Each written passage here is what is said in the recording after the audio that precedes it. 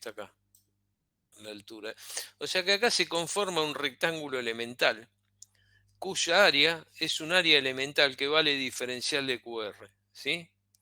O sea, que si nosotros integramos entre 1 y 2, este área que queda acá abajo en el diagrama TS, lo que representa es calor siempre y cuando la transformación sea reversible, ¿sí?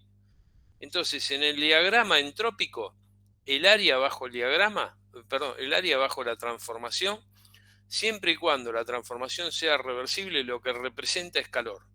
¿Se entendió? No sé si quedó claro. Sí, quedó claro. O sea que en el diagrama entrópico, repito, el área bajo la transformación, siempre y cuando la transformación sea reversible, lo que representa es calor. O sea que todo este área que tenemos acá, que está rayada en rojo, ¿sí?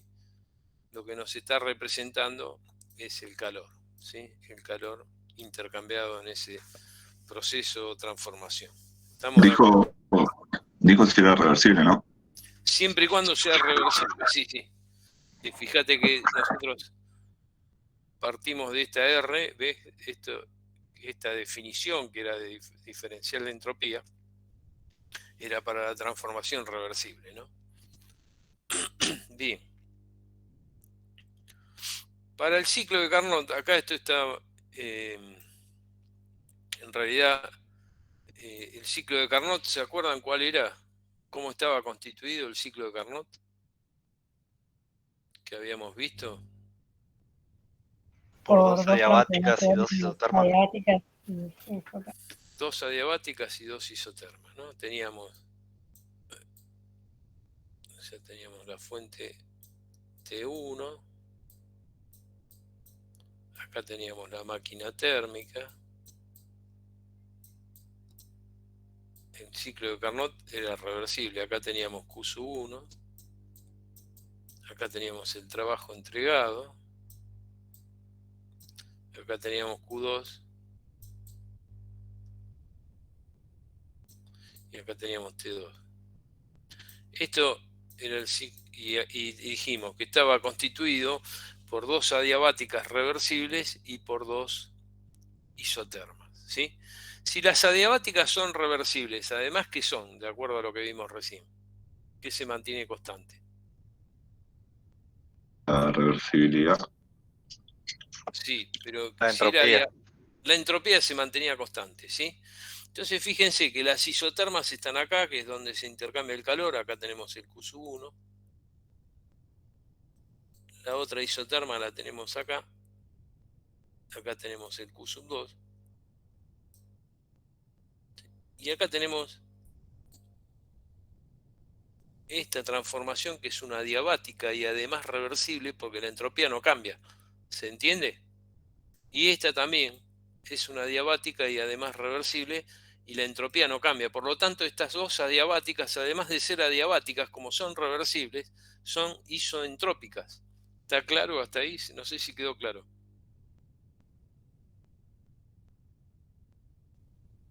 ¿Me siguieron, Sí, chicos? Sí, profe. Bien. Entonces, ¿se acuerdan? El rendimiento lo calculábamos, a ver, el rendimiento lo calculábamos como L sobre Q sub 1, ¿sí? Si reemplazábamos, llegábamos que el rendimiento podíamos aplicar esta fórmula, ¿no? Entonces, fíjense que el Q sub 2, el Q sub 2 va a ser este área que queda representada acá, ¿sí? Todo este área es el Q sub 2. Lo que significa que Q sub 2 es delta S, como vemos acá, es el área de este rectángulo, ¿no? Delta S por T2. Entonces el Q sub 1 va a ser este área que queda abajo de esta transformación. Todo esto va a ser el Q sub 1. ¿Sí? Que va a ser en definitiva T1, como vemos acá, por delta S. Si reemplazamos, fíjense, en esta expresión, reemplazamos, va a quedar rendimiento, va a ser igual a 1 menos Q sub 2. Q sub 2 es T2 por delta S. Y Q sub 1 va a ser T sub 1 por delta S. O sea que esto se va con esto. Y llegamos a la fórmula que habíamos llegado cuando vimos el desarrollo de Carnot, ¿no? Cuando habíamos hecho el desarrollo de la máquina de Carnot, habíamos llegado que el rendimiento de la máquina térmica reversible lo que podíamos calcular como 1 menos T2 sobre T1 cuando la fuente de capacidad calorífica era infinita y además la máquina térmica era reversible. ¿Sí? ¿Está claro? Y después hay algo que es interesante en este área. Esto lo voy a borrar así se entiende un poquito más. Fíjense que el trabajo, ¿sí? El trabajo de la máquina térmica lo podíamos calcular como Q1 menos Q2, ¿no? Estamos de acuerdo con eso, ¿no? O sea, hago Q1 es igual a L más Q2, ¿sí? Entonces el trabajo es Q1 menos Q2. Pero Q1 es todo este área que queda acá abajo. Y Q2 es este área. O sea, que si hago la diferencia de áreas, lo que me queda acá encerrado, ¿qué va a ser lo que queda acá encerrado? Este área que estoy rayando ahora.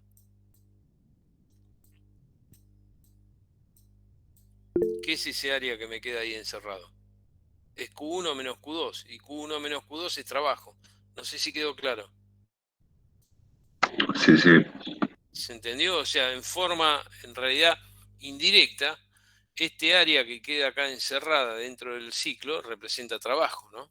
¿Sí? Esto sería en forma indirecta. O sea, esto sería, en realidad, lo que representa el diagrama entrópico bajo la transformación, siempre y cuando sea reversible, acuérdense que es calor, ¿sí? Pero en este caso particular, como vimos recién, si hacemos la diferencia de área, me estaría quedando el trabajo. Bueno, varias.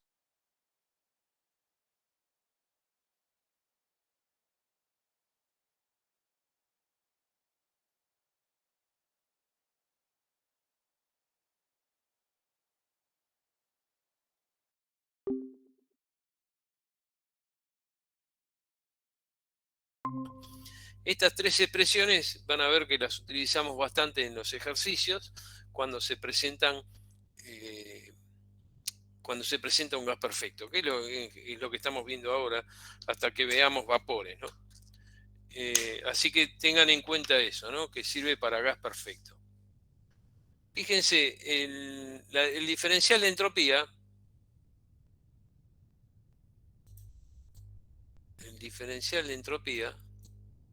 era igual al diferencial de calor dividido T, ¿sí? Esta era la fórmula que habíamos visto de definición. Diferencial de calor es igual al diferencial de energía interna más diferencial de trabajo, ¿sí? ¿Estamos de acuerdo hasta acá? O sea, el diferencial de calor es igual al diferencial de energía interna más el diferencial de trabajo.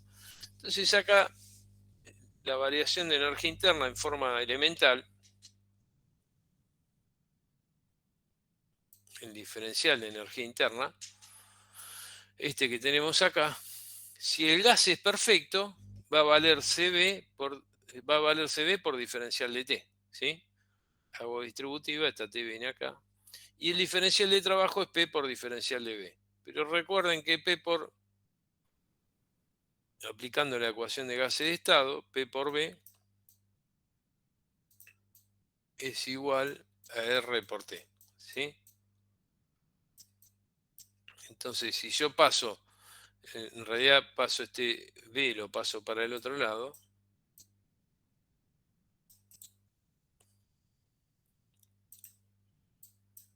me queda que la presión es R por T dividido B, ¿sí?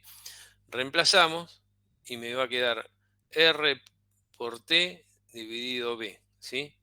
Esta T con esta T se van, por lo tanto me queda R sobre B. No sé si quedó claro el desarrollo, chicos, o no. Hasta acá. Sí, sí, todo claro.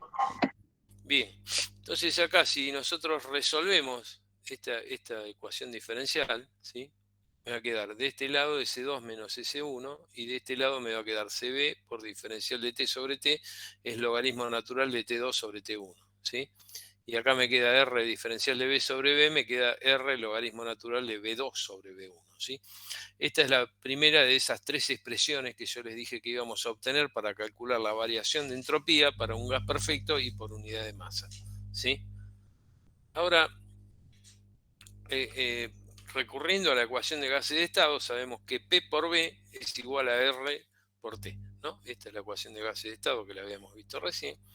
Entonces, si aplico logaritmos, ¿sí? me va a quedar logaritmo de un lado y logaritmo del otro, ¿sí? Y acuérdense que la multiplicación se transformaba en la suma de los logaritmos, por lo tanto me queda logaritmo natural de P más logaritmo natural de B igual a logaritmo natural de R más logaritmo natural de T. Si diferenciamos esta expresión que tenemos acá, me va a quedar que esto es diferencial de P sobre P. Esto es diferencial de B sobre B.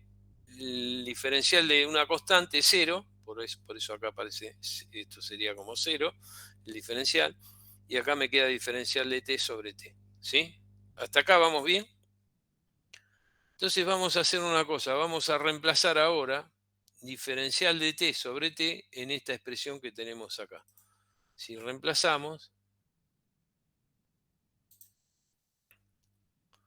me va a quedar diferencial de S es igual a CB por diferencial de T sobre T, que dijimos que era todo esto que tenemos acá. Diferencial de P sobre P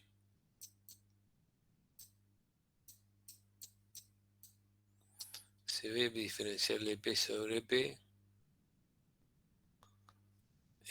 más diferencial de B sobre B, ¿no?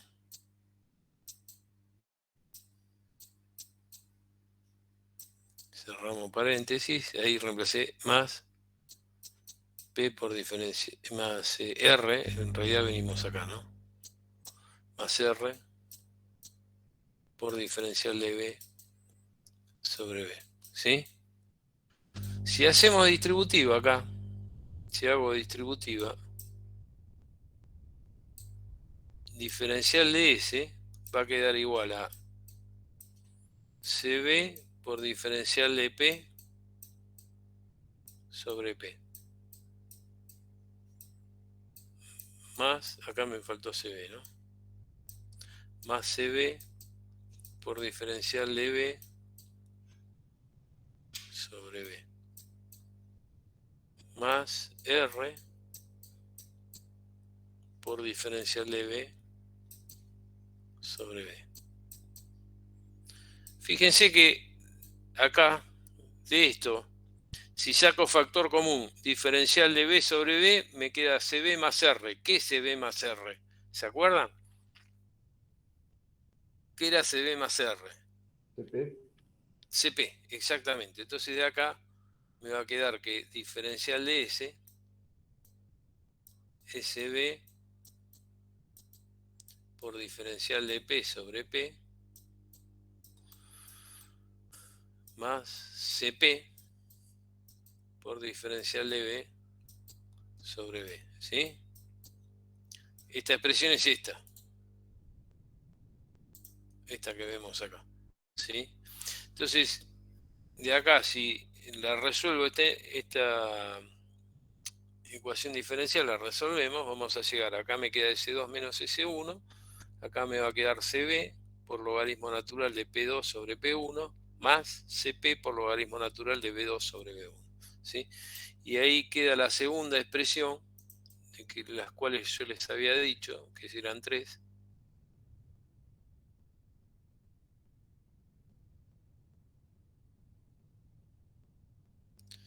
que nos permite calcular la variación de entropía para un gas perfecto y por unidad de masa, ¿sí?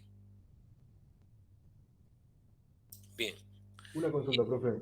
Sí, Es sobre el desarrollo de la primera expresión. sí, Nosotros decimos que diferencial de trabajo es P por dB, que sería trabajo de expansión. sí. ¿Por qué no podría ser trabajo el otro trabajo que es D por Sí. dP. No, de porque te circulación. acordás que el trabajo, acá estamos analizando como si fuera un sistema cerrado, ¿sí? Pero ese era para un sistema circulando, sistema circulante, el B por diferencial de P. No sé si queda claro. Sí, sí, está bien. ¿Está bien? Bien. Sí, gracias. Bueno, si despejamos ahora de esta expresión diferencial de B sobre B, como tenemos acá, me va a quedar que es igual a diferencial de T sobre T menos diferencial de P sobre P, ¿sí? Entonces de acá, ¿qué hacemos ahora? Reemplazamos acá, ¿sí? En esta expresión. Entonces me va a quedar diferencial de S por CB por diferencial de T sobre T, que es esto, más R por diferencial de B sobre B. Diferencial de B, como les dije recién, lo reemplazábamos acá. Acá está reemplazado, me queda diferencial de T sobre T menos diferencial de P sobre P.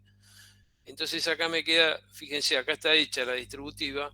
Cuando hago la distributiva me queda R por diferencial de T sobre T menos R por diferencial de P sobre P. Está hecha la distributiva. Y acá, si ustedes se fijan, me queda otra vez CB más R. ¿Sí? Si sacamos factor común diferencial de T sobre T. CB más R que es CP. Entonces me queda CP por diferencial de T sobre T menos R por diferencial de P sobre P. O sea que ahora otra vez resolviendo esta ecuación diferencial, llegamos que S2 menos S1 es igual a CP por logaritmo natural de T2 sobre T1 menos R por logaritmo natural de P2 sobre P1. ¿Ven? Acá están las tres expresiones.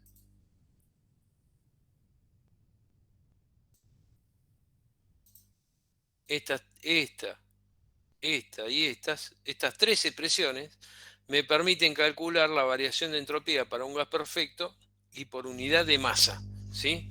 O sea, esto está dado por unidad de masa, lo que significa que cuando tengo un problema, si me dan la masa o el flujo másico, tendré que multiplicarlo según corresponda.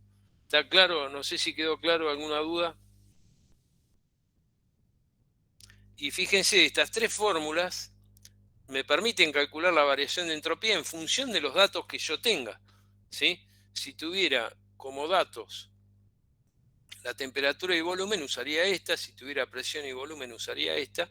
Y si tengo temperatura y presión, uso esta. En los tres casos me va a dar el mismo resultado, ¿sí? O sea, el resultado es el mismo, nada más que puedo usar la que más me convenga según los datos que yo tenga, ¿sí? ¿Alguna duda, chicos, hasta acá? Por ahora no, profe.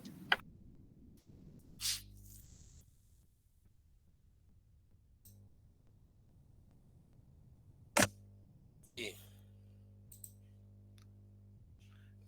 Vieron que vimos el diagrama entrópico, ¿no? El diagrama entrópico que era un diagrama temperatura-entropía, ¿sí? Si yo tengo una isoterma es fácil, esto va a ser una isoterma. Si tengo una isentrópica, la isentrópica va a ser esta, como dijimos recién, adiabática y además reversible. Pero, ¿qué pasa con las isocoras y las isobaras? ¿Qué forma van a tener en el diagrama este que estábamos viendo? Eso es lo que vamos a ver en esta diapositiva. La idea es ver qué forma tienen las isocoras y las isobaras en este diagrama, ¿sí? Y hacia dónde se desplazan cuando aumenta la presión y cuando aumenta el volumen, ¿sí? Entonces, a ver, lo que vamos a verlo en este caso es para gases perfectos, ¿sí? O sea, para esta diapositiva lo que nos va a mostrar es, en definitiva, cuál es la ley de variación de una isocora, pero para un gas perfecto, ¿sí? Entonces, si nosotros ya conocíamos la fórmula, ¿sí?, que vimos antes,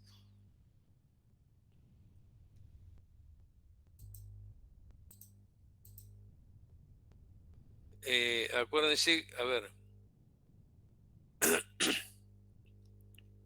habíamos visto esta fórmula, ¿no? Si traemos esta fórmula, T, la primera, CB por logaritmo natural de más R por logaritmo natural de B2 sobre B1. Si traemos esa fórmula que vimos recién, ¿sí?, y además hacemos S0 igual a 0, me va a quedar CB por logaritmo natural de T0 sobre T0 más R por logaritmo natural de B sobre B0. ¿sí? Si nosotros suponemos que el volumen es constante, ¿qué va a pasar? B va a ser igual a B0. Por lo tanto, este término me va a dar, esto B sobre B0 me da 1, logaritmo natural de 1 es igual a 0. Por lo tanto, me queda que S de B0 es B por logaritmo natural de T sobre T0. ¿Sí? Si ahora pongo T en función de ese B0, ¿sí? O pongo T en función de S, me queda esta expresión. Me va a quedar esta expresión que está acá. ¿Qué tipo de función es esta? Esta que está acá. ¿Qué función es esta que vemos acá? Donde acá, sí, escucho. Exponencial. Exponencial. Quiere decir que el volumen va a variar exponencialmente de acuerdo a esta expresión que tengo acá recuadrada, ¿sí? O sea que el volumen en el diagrama TS va a tener esta forma que vemos acá, ¿sí? O sea, cuando tenemos un gas perfecto, la isocora se representa según una ley exponencial. ¿Estamos de acuerdo? Ahora, ¿qué pasa si aumenta el volumen o disminuye el mismo? ¿Para dónde se corre esa isocora? Esa es la idea, ¿sí?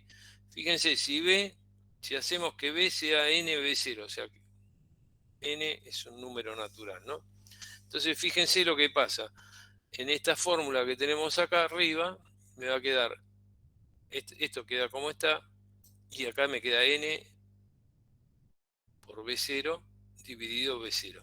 Esto se va con esto, por lo tanto me queda que S de NB0 va a ser SB0, o sea, va a ser esta curva que tenemos acá en rojo, más R por logaritmo natural de N. O sea que si N, o sea, si N aumenta, o sea, si el volumen específico aumenta, la curva exponencial se corre hacia la derecha, ¿sí? Si el volumen específico, en este caso, disminuye, la curva se corre hacia la izquierda, ¿sí? O sea, hacia la derecha aumenta el volumen específico y hacia la izquierda disminuye ese volumen, ¿sí? Eso es lo que pasa con las isocoras.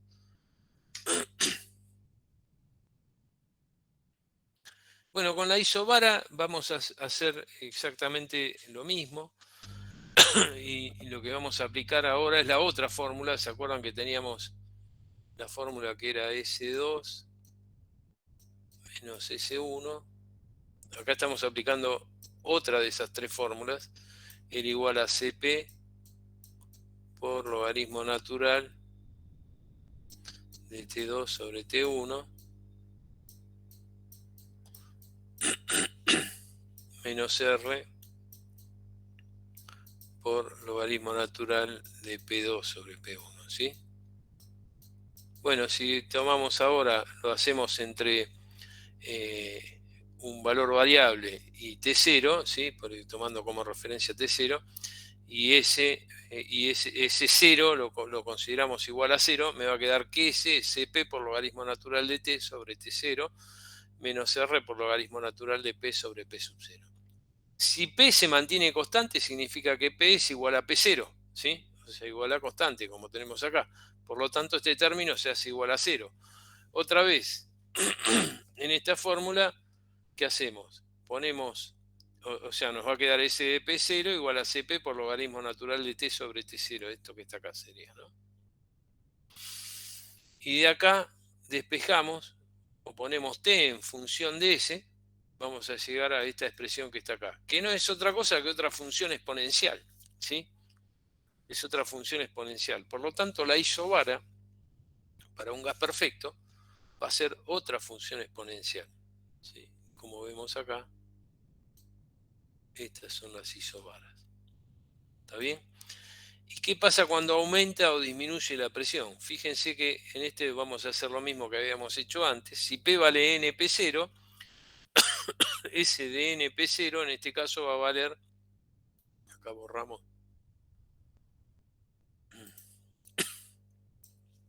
borramos esto, entonces me va a quedar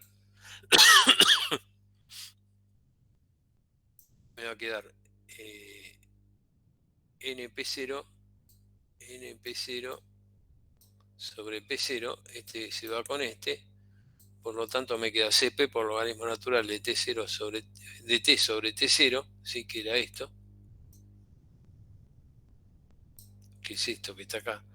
Esto viene acá, perdón, viene acá, menos R por logaritmo natural de N, ¿sí? Fíjense que acá aparece un signo menos, a diferencia de la ecuación que habíamos obtenido para las isocoras, ¿sí? En las isocoras había un más.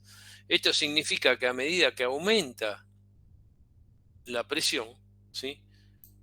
Las isobaras se corren hacia la izquierda. Es lo contrario de las isocoras. ¿Se dan cuenta? O sea, por ejemplo, esta presión es el doble de P0, ¿sí? Y las isoboras, si nos corremos a la derecha, disminuye la presión, ¿sí? O sea, es contrario a lo que pasaba con las isocoras, ¿sí? En las isobaras, la presión aumenta hacia la izquierda, ¿sí? Y disminuye hacia la derecha, contrario, repito, a lo que pasaba en las isocoras, ¿sí? Y si ponemos las dos juntas, podemos ver cuál crece más rápidamente. Fíjense que esta es la expresión que corresponde a las isocoras.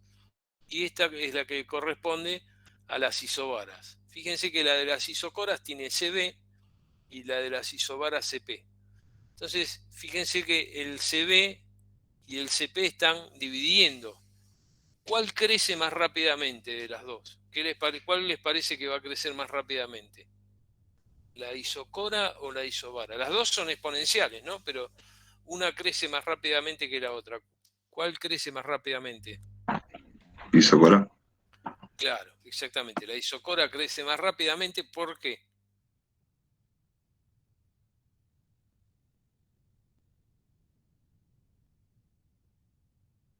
¿Por qué les parece que crece más rápidamente la isocora?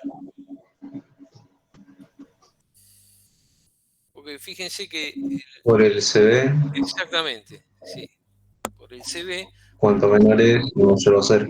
exactamente, porque el CB es más chico que el CP y acá los dos están dividiendo, ¿sí? Entonces este número va a ser más, en realidad este número va a ser más grande, el conjunto de todo este número, que este que está acá, porque CB es más chico que CP. Entonces crece más rápidamente la isocora que la isobara. No sé si quedó claro. Repito, esto de las isocoras e isobaras, el criterio está hecho para un gas perfecto, ¿no? El tema que estábamos viendo, ¿no? Porque partimos de las fórmulas de gas perfecto. ¿Se entendió, chicos? ¿Alguna duda hasta acá?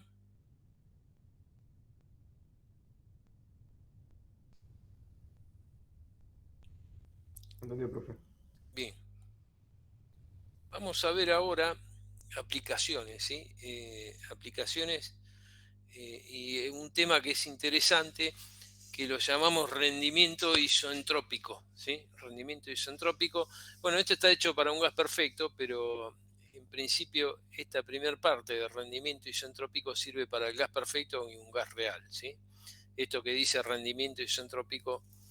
Entonces vamos a ver el rendimiento isentrópico para una turbina y después lo vamos a ver para un compresor. ¿Qué es esto de rendimiento isentrópico?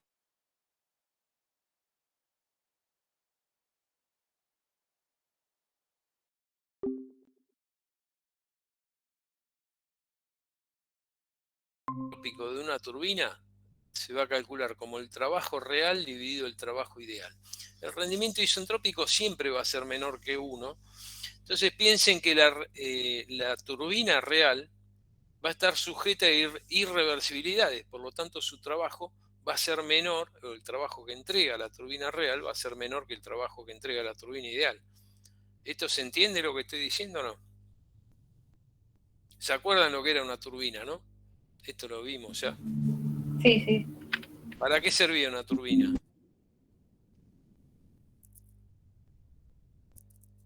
¿Qué hacía la turbina? Transformaba la energía cinética que un vapor le entregaba a energía mecánica. Exactamente, transformaba energía, ¿no? O sea, transformaba, en la turbina va a llegar el fluido con una elevada entalpía, o sea, con una elevada presión, temperatura, ¿sí? Eso significa que va a tener una entalpía muy elevada y esa entalpía la va a transformar en trabajo en un eje, ¿sí? Esa era la función de la turbina. Necesitamos convertir esa energía que tiene el fluido en trabajo mecánico, ¿está bien? Entonces, es un transformador de energía, así como en termodinámica. Fíjense que todos los dispositivos algo de eso hacen, ¿no? Entonces, fíjense que estamos transformando energía. Pero ¿qué pasa? Las turbinas reales están sujetas a irreversibilidades. Era lo que les decía hoy cuando empezamos la clase, ¿no? Los procesos reales son irreversibles. Entonces, esto de rendimiento isoentrópico viene a comparar esa turbina real con la turbina ideal y de alguna forma nos permiten, una vez calculando el rendimiento isentrópico, cuánto nos alejamos de la condición ideal, ¿no? Para eso va a servir el rendimiento isentrópico. Entonces la turbina, como decía recién, el rendimiento isentrópico siempre tiene que ser menor que 1. Por lo tanto, para que sea menor que 1, tenemos que ver cuál es la turbina que consume, no que consume, que entrega. A ver, un minuto.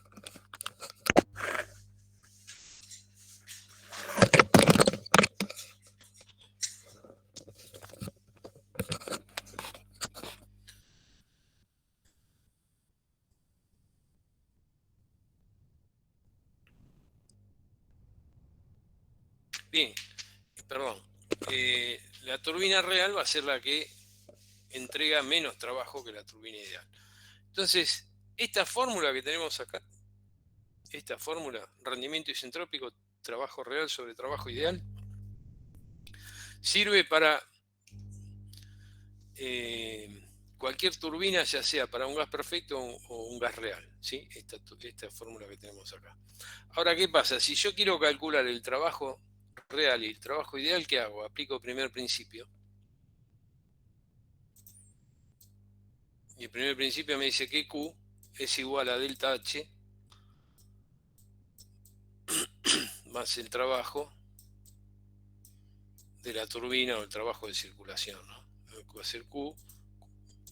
Esto va a ser 0 porque es adiabática, por lo tanto, el trabajo de la turbina es igual a menos delta H, ¿sí?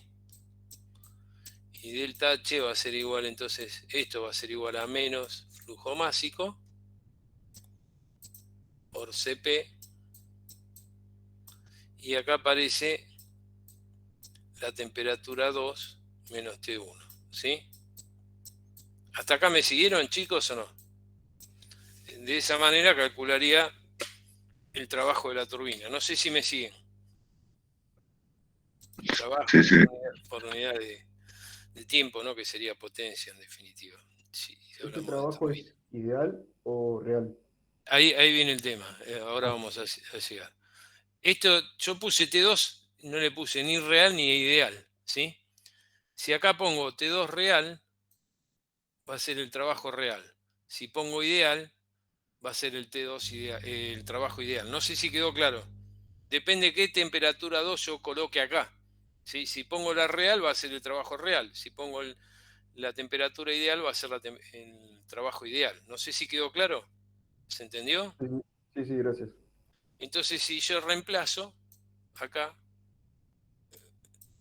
me va a quedar que el rendimiento isentrópico. Ahora ya apliqué de la turbina, porque el del compresor es distinto, ¿eh? O sea, tengan cuidado con eso. A ver, ojo que yo ya apliqué esto que es la variación de entalpía para un gas perfecto. O sea que ahora sí la fórmula que estamos sacando va a servir solamente para un gas perfecto. ¿Se entiende, no? Lo que estoy diciendo. Acá me queda menos M por Cp por T2 y acá va a venir T2 real, ¿sí? R es de real, menos T1. Y abajo que voy a tener la turbina ideal, que va a ser menos M por Cp. Y ahora va T2 ideal menos T1. Y esto se va con esto. Esto se va con esto y me queda que el rendimiento isentrópico de la turbina es T2 real menos T1 sobre T2 ideal menos T1. ¿Qué sirve? Esta fórmula que vimos acá va a servir solamente para gases perfectos. ¿Está claro? Porque ya quedó en función de la temperatura. No sé si quedó claro hasta acá el concepto. Quedó claro, profe. Para terminar de redondear esto, es importante conocer el gráfico y o sea, cómo se comparan gráficamente las dos turbinas, tanto la real como la ideal, ¿sí? Si este es el diagrama entrópico, las dos turbinas van a partir del mismo punto, ¿ven? Este es el punto 1. De acá parte tanto la turbina ideal como la turbina real, ¿sí? Esta va a ser la presión P1. Y las dos turbinas van a llegar a la misma presión. Fíjense que esta es una isobara donde tengo la presión P2, ¿sí? La turbina ideal dijimos que era adiabática y además isentrópica, ¿no? O sea, fíjense que la turbina ideal, como es adiabática y además reversible, es isentrópica. Entonces, esta va a ser la transformación en la turbina ideal, ¿sí? Y en la turbina real es adiabática pero irreversible. ¿Qué significa? Que aumenta la entropía, o sea que fíjense que se va a correr para acá, ¿sí? O sea, acuérdense que en las adiabáticas irreversibles la entropía aumentaba. Y esta va a ser la transformación en la adiabática irreversible. Pero lo que hay que tener en cuenta, ¿sí? Cuando tengan que hacer ejercicios y demás, que la presión de salida en las dos turbinas va a ser la misma, ¿sí? Comparten la presión. ¿Está claro eso? No sé si se entendió, chicos. Sí, profe.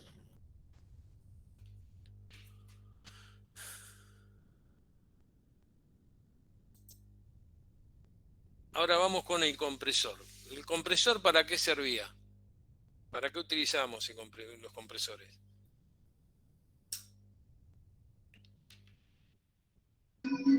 Era lo contrario a la turbina, comprimía el gas. Comprimíamos un gas, ¿sí? Y transformábamos el trabajo mecánico en energía en el fluido, ¿no? Esa era la idea de un compresor. Entonces, fíjense que el rendimiento isentrópico del compresor va a ser el trabajo ideal sobre el trabajo real. Fíjense que es contrario al de la turbina, no sé si se dan cuenta. ¿Ven? El de la turbina. El de la turbina era L real sobre L ideal. Y el del compresor es L ideal sobre L real. Siempre con el concepto este de que el rendimiento isentrópico es menor que 1. Entonces, si el rendimiento isentrópico es menor que 1, ¿cuál va a ser el compresor que consume menos? Si yo comparo un compresor ideal y uno real, ¿cuál va a consumir menos? ¿Escucho?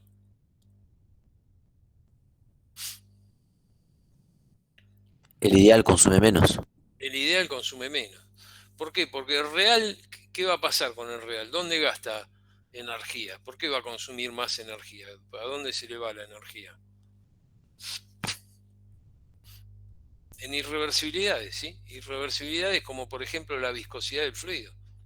El fluido al ser viscoso produce irreversibilidades, entonces aumenta más su temperatura de lo que tendría que aumentarla, y eso hace que el compresor real consuma más trabajo que el compresor ideal, ¿sí? Entonces el rendimiento isentrópico para un compresor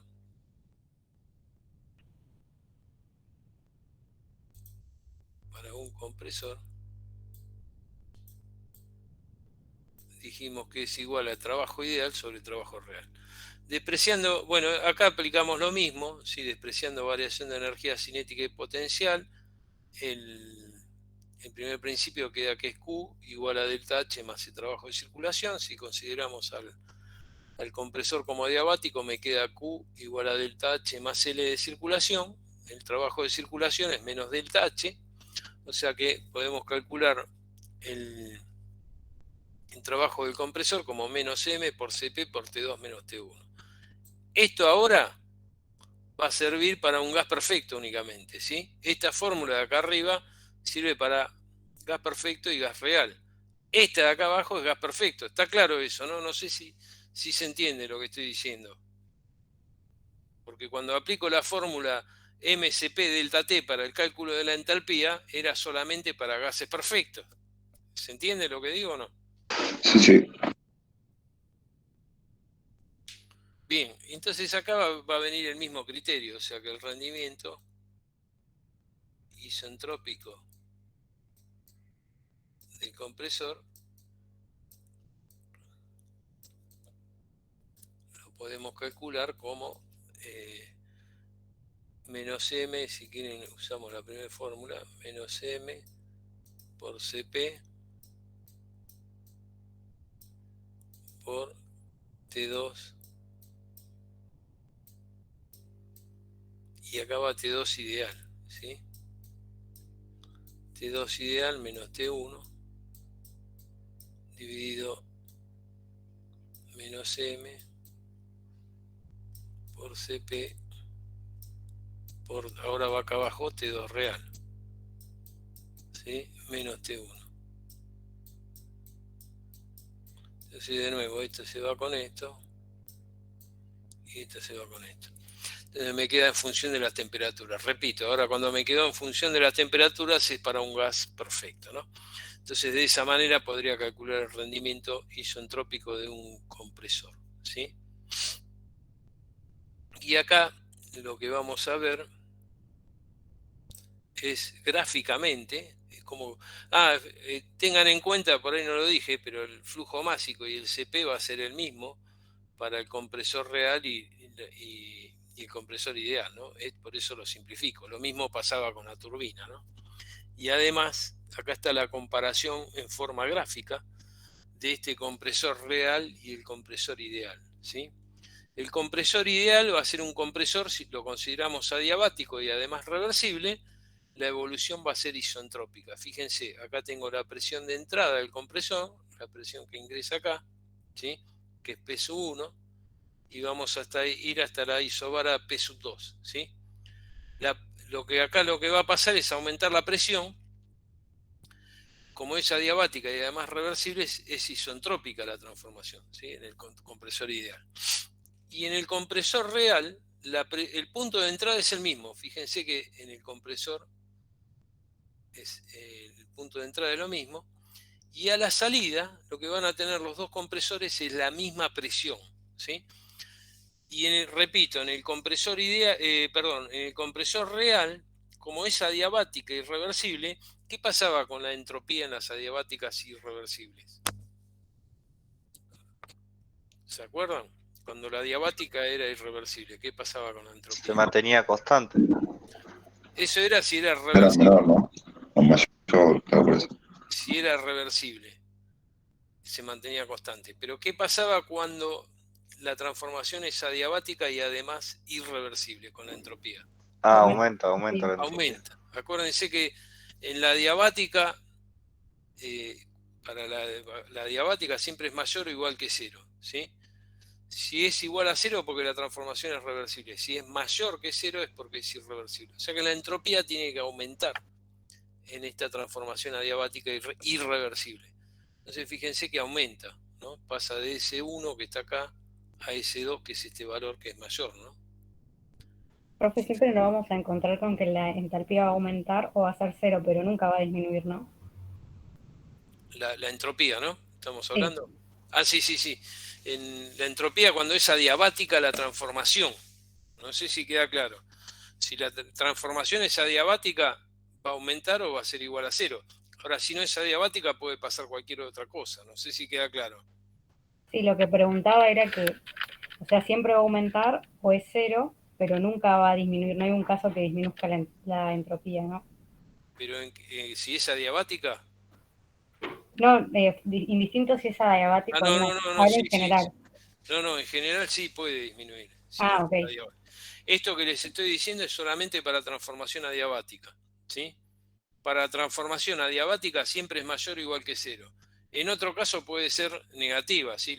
O sea que puede ser la variación de entropía, puede ser disminuir, ¿sí? Si no es adiabática. ¿Ahí quedó claro? Sí, gracias. Y después, lo que sí es importante,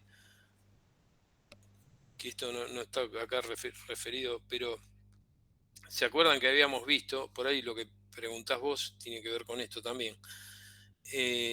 Habíamos visto que el universo termodinámico es adiabático.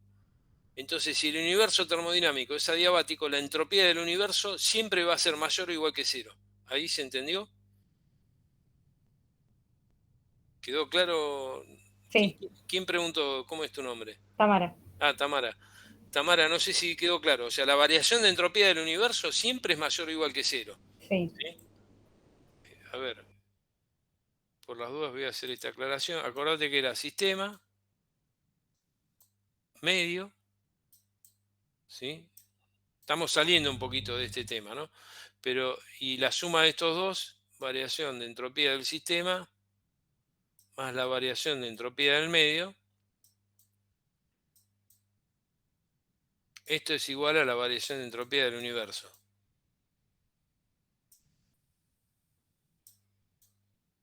Esta siempre es mayor o igual que 0, ¿sí? Pero esta puede ser negativa y esta puede ser positiva o al revés, ¿se entiende? O sea, esta puede disminuir, la del medio, y la del sistema aumentar o viceversa. Todo depende del tipo de transformación que tengamos. Pero la suma de las dos siempre va a ser mayor o igual que 0. ¿Ahí quedó más claro? Sí, exacto. Quedó claro, gracias. No de nada. Bueno, volviendo al rendimiento isentrópico del compresor, lo que yo les decía era, como comparamos a modo gráfico, la entrada del compresor es la misma, ¿sí? El punto 1. La salida, ¿sí? Lo que van a compartir es la presión, o sea, van a tener la misma presión, tanto el compresor ideal como el real, ¿sí? Lo que sí, la transformación en el compresor ideal es una adiabática reversible o isentrópica, entropía constante, y la transformación en el compresor real es una adiabática irreversible si aumenta su entropía. Y acá lo vemos, ¿no? Como está representado gráficamente.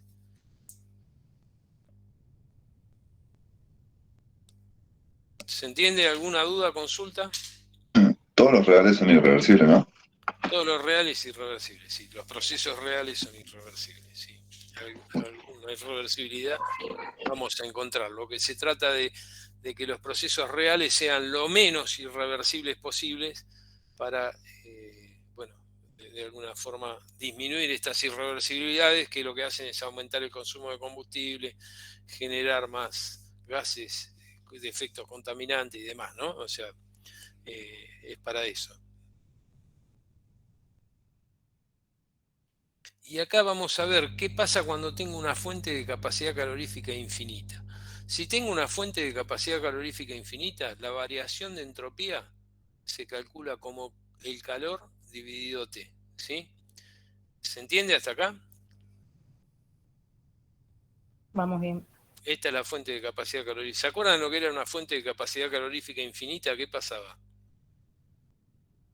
Que no disminuía la temperatura. Claro, la temperatura se mantiene constante aunque ceda o absorba calor. ¿Sí? Esa era la fuente de capacidad calorífica infinita. Fíjense, la fórmula es esta, la fórmula genérica, ¿no? Delta S es igual a Q sobre T. ¿Cómo a esto le tengo que poner signo? ¿Sí? Entonces me tengo que parar en la fuente, o sea, mi sistema sería la fuente. Esta fuente que está acá es mi sistema. ¿Está bien? O sea, mi sistema es la fuente. Entonces tengo que ver qué pasa. Si supongamos que la dirección del calor sea así, la fuente está entregando calor. ¿Cómo va a ser el calor en este caso? Positivo. ¿Están todos de acuerdo? ¿Qué pasa si el calor está en esta forma? Me paro en la fuente, ¿no? Mi sistema es la fuente. ¿Qué signo va a tener el calor? Positivo. Si ¿No, entre- no dice ahí que si CD es negativo? claro, pero acuérdense que esto era así. Esto era mi sistema. El trabajo, ¿se acuerdan? El trabajo así es positivo. Si este calor es negativo, ¿sí? Si el trabajo viene así,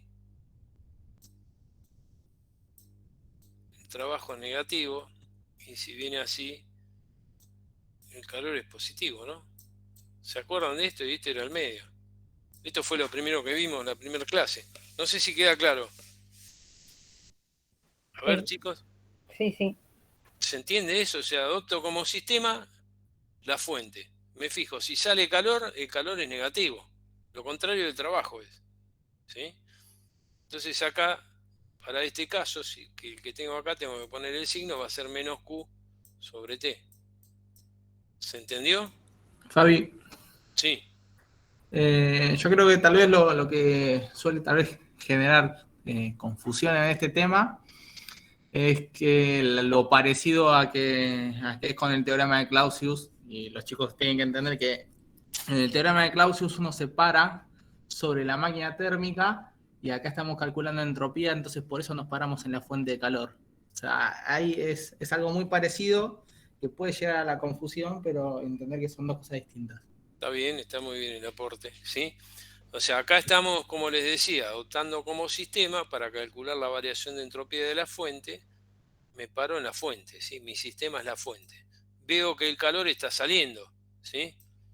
Si sale el calor, significa que el calor es negativo. ¿Se entendió ahí? ¿Quedó claro?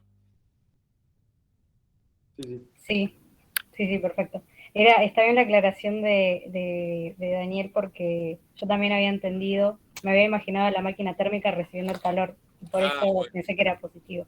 Bueno, no. En entropía, por eso les decía, si estoy calculando la variación de entropía de la fuente, me tengo que parar en la fuente, ¿sí?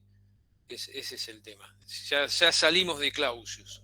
En Clausius adoptábamos como sistema la máquina térmica. Acá es, si estoy calculando la variación de entropía de una fuente, me tengo que parar en la fuente como sistema. ¿Está bien ahí? Estamos bien.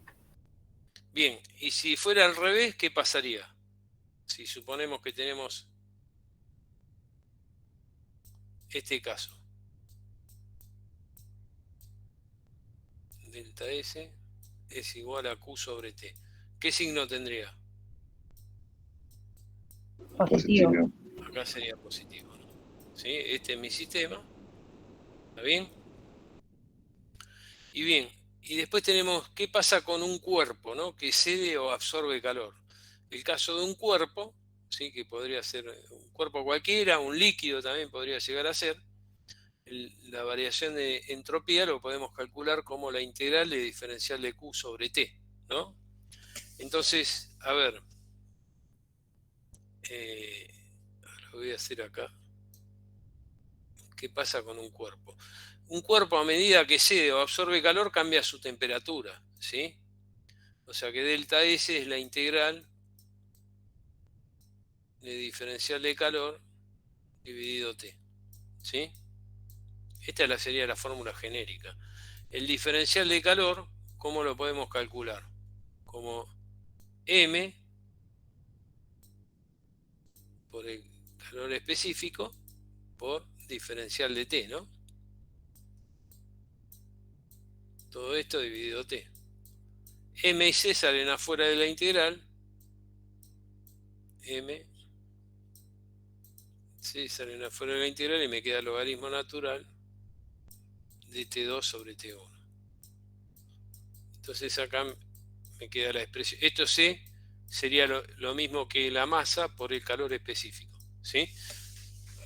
Entonces la variación de entropía en un cuerpo o en un líquido lo podemos calcular con esta fórmula. M por C, M es la masa, C es el calor específico del cuerpo, del líquido, por logaritmo natural de T2 sobre T1. ¿Quedó claro?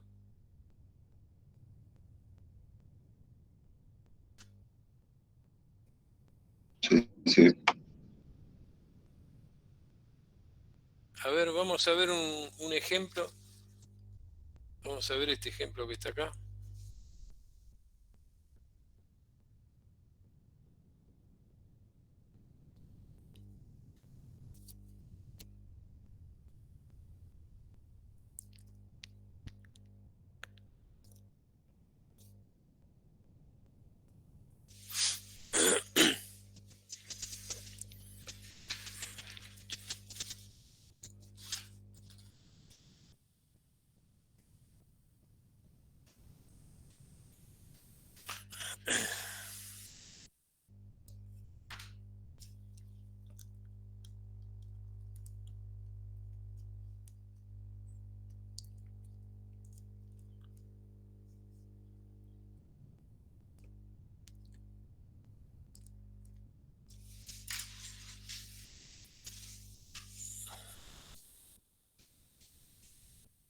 ¿Ya lo copiaron, chicos?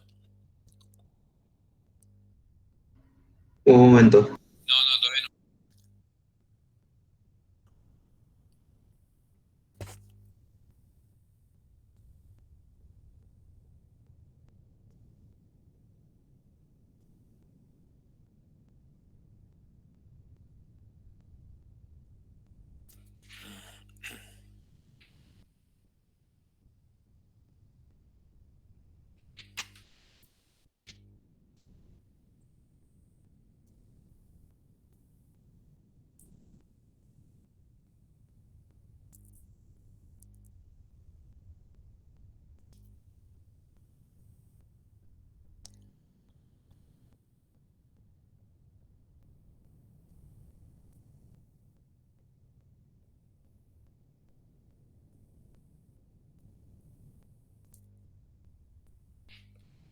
Listo. ¿Listo? Bien, vamos a hacer un pequeño análisis. Dice 1 kilogramo de agua a 280 Kelvin se mezcla con 2 kilos de agua a 310 Kelvin en un recipiente aislado. Determinar la variación de entropía que origina el proceso. ¿Qué va a pasar cuando mezclo el agua a 280 Kelvin? Supongamos que el recipiente aislado significa que no intercambia ni trabajo ni calor con el medio, ¿no? ¿Qué va a suceder una vez que mezclé el agua, el kilogramo con los otros 2 kilos de agua? ¿Qué pasa cuando mezclo ese agua? Las temperaturas van a tratar de llegar a un punto de equilibrio. Un punto de equilibrio, ¿sí? Y entonces, ¿qué fue lo que pasó? ¿Qué del punto de vista térmico, del punto de vista de las reversibilidades e irreversibilidades, qué fue que sucedió? ¿Qué hice? Del punto de vista energético. Aumentó la entropía. Aumentar la entropía está bien. ¿Por qué decís que va a aumentar la entropía? ¿La entropía de qué primero? ¿De a qué te referís con él? El sistema que es el recipiente aislado. De lo que está De dentro. ese universo termodinámico que es el recipiente Sí. aislado. Está muy bien. ¿Por qué decís que va a aumentar la entropía? Está bien, ¿eh? Hasta ahora va bien. Porque sin ningún esfuerzo exterior no vamos a volver a que el agua que estaba a mayor temperatura vuelva a estar a esa temperatura. Exactamente, ¿sí? O sea, ¿qué desperdicié? ¿Qué fue lo que desperdicié? La energía de la fuente más caliente. Exactamente, con respecto a lo de la fuente. Desperdicié la diferencia de temperatura, ¿no? O sea, tener una diferencia de temperatura podría haber colocado una máquina térmica y haber generado trabajo, ¿sí? O visto de otra forma, como dijeron recién, tendría que hacer un aporte de trabajo para separar y volver al estado inicial. No sé si queda claro. O sea, que ¿eso qué significa? ¿Que el proceso cómo es? Irreversible. Irreversible. Por lo Sí, tanto, la variación de entropía de ese universo termodinámico, ¿cuánto tiene que dar? Mayor. Mayor que cero, ¿sí? ¿Estamos de acuerdo? Eso es un pequeño análisis cualitativo que podemos hacer del ejercicio. Bien, ¿cómo podemos hacer? O sea, como dijeron recién, Si mezclo esas dos cantidades de agua, voy a llegar a una temperatura final. ¿Cómo podemos hacer para calcular esa temperatura final? ¿Qué podemos hacer?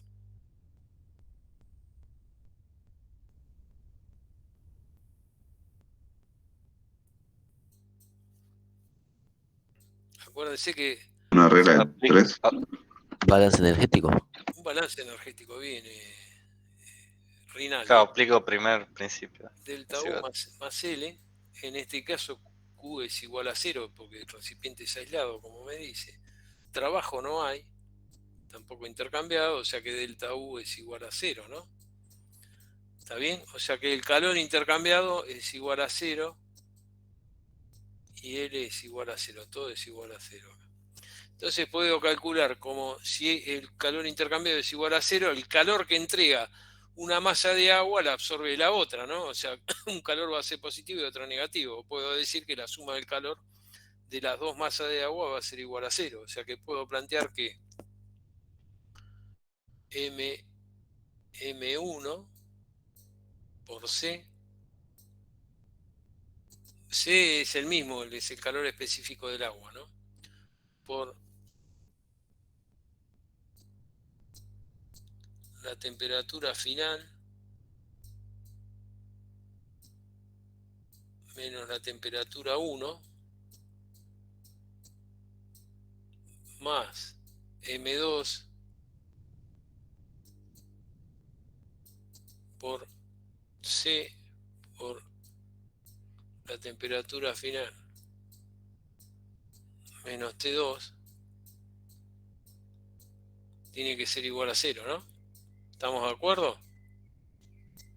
Y este M1, supónganse que M1 es 1 kilogramo, esto es M1 y esto supongamos que es T1. ¿Está bien? Esto sería M2 y esto sería T2. ¿Está claro? ¿Cuánto les da? De acá pueden despejar la temperatura final, que es lo que va a quedar la mezcla. Profe, ¿el calor específico cuánto era? El calor específico es bueno, serían 4,186 kilojoules sobre kilogramo Kelvin, ¿no? Gracias.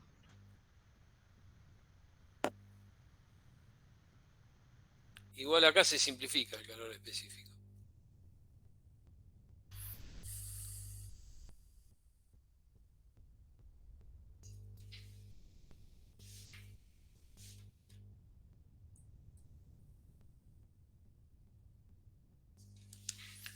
Me dio 300 Kelvin. Bien. No sé si. ¿Alguien más lo calculó?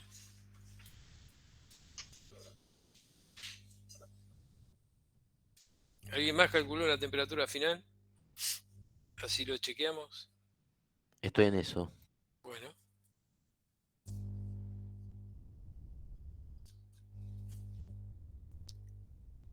A mí me dio 300. 300.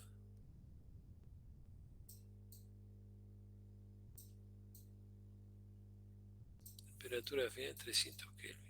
¿Estamos de acuerdo? ¿Hasta acá va bien? De acuerdo, sí. Bien. Delta S1. ¿Qué fórmula tendríamos que aplicar para calcular delta S1? La variación de entropía de la masa 1 de agua. De todas las que vimos, ¿cuál sería? Sería la que tiene la del logaritmo con la temperatura. Sí. ¿Puede ser? O sea, Sí. M1 por ¿Por el C? calor específico Sí. por el logaritmo de la temperatura final sobre la inicial, ¿era? Exactamente. La temperatura final sobre la temperatura 1. ¿Sí? De acá sacamos delta S1. A ver, hagan la cuenta cuánto les da.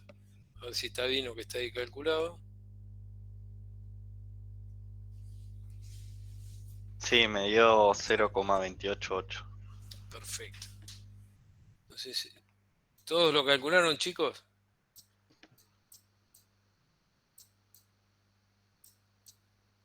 ¿Quién más lo calculó? Sí, da eso. 0, y esto daría las unidades de la entropía, en este caso van a ser kilojoule, sobre Kelvin. Sobre Kelvin, ¿no? Profesor, usamos esa fórmula porque el proceso era irreversible, ¿no? No, porque ¿te acordás que la fórmula que vimos acá? Esta fórmula. ¿Te acordás que habíamos visto cuando teníamos un cuerpo, un líquido, sí. aplicábamos MC, logaritmo natural de T2 sobre T1? ¿Está bien? Sí. Bien. Para delta S2, ¿cómo calculamos delta S2? ¿Cómo calcularíamos delta S2? Y lo mismo, M2 pero con la masa 2, justamente. por C, por logaritmo natural de la temperatura final. Sería 300, Dividido T2, sí. que sería 310 T2. Exactamente. Hagan la cuenta a ver cuánto les dio. Eso me dio menos 0,2745 Kelvin sobre... kilojoule Kelvin. Kilojoule sobre Kelvin, ¿no? Bien, fíjense que, ven lo que les decía, una variación de entropía dio negativa y otra dio positiva, ¿sí? ¿Se entiende eso? O sea, que puede dar negativa la variación de entropía, pero la suma de las dos, como el proceso es un universo termodinámico donde es un recipiente aislado, o sea que la suma de las dos me va a dar la variación de entropía de ese universo termodinámico, de ese recipiente aislado, que si hacen la cuenta, ¿cuánto les da? Delta S total. A mí me dio 0,0135. 0,0135 da. Sí. Ahí no sé por qué dio 14,3. Puede ser porque hay un decimal más tomado, ¿no? O sea, la suma de los dos me da mayor que 0, que era lo que habíamos previsto inicialmente, que era... ¿por qué daba mayor que 0?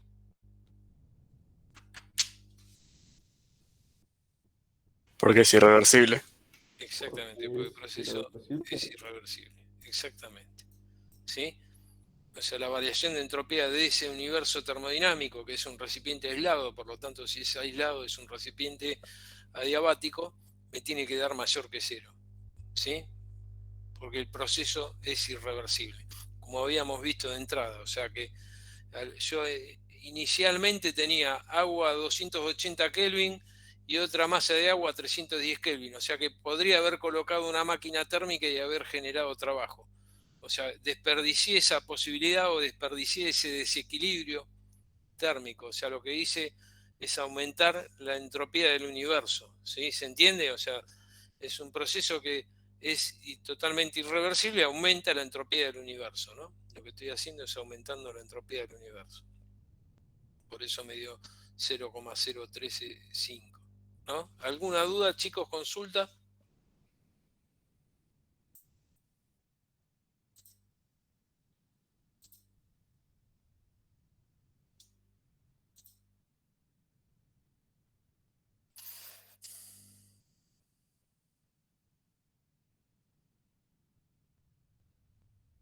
Chicos, no sé si me están escuchando, no sé si quedó claro. Sí, se escuchó. Sí, se entendió. Bien, quedó claro las formas de calcular entonces la variación de entropía, ¿sí? O sea, vimos distintas formas. En realidad la entropía del universo siempre va a aumentar, ¿sí? Siempre va a ser mayor o igual que 0. Va a ser mayor que 0 en los procesos irreversibles y igual a 0 en los procesos reversibles, ¿sí? Después vimos lo que es el concepto de rendimiento isentrópico, vimos cómo calcular la variación de entropía de una fuente y el cálculo de la variación de entropía de un cuerpo, de un líquido, por ejemplo, como vimos recién, ¿sí? Bueno, eso es un poco un resumen, lo que hice recién de todo lo que vimos hoy. Vimos cómo, ¿qué representa, esto se los pregunto a ustedes, qué representa el área bajo la transformación en un diagrama temperatura-entropía? El calor. El calor, ¿no? El calor, en el diagrama temperatura-entropía representaba el calor, siempre y cuando la transformación fuera reversible, ¿no? ¿Está bien? Y después lo que vimos, qué forma tenían cuando teníamos un gas perfecto las isobaras y isocoras en el diagrama temperatura-entropía. Exponencial. Exponencial, ¿no? ¿Está bien? Bien, ¿hay alguna duda, consulta? No, profe. Bueno, la semana que viene entonces vamos a seguir con la parte de ejercicios, ¿sí? De lo que es entropía. Creo que la semana que viene, a ver, esperen un poquito. Sí, había visto que es presencial la semana que viene. Si se lo chequeamos.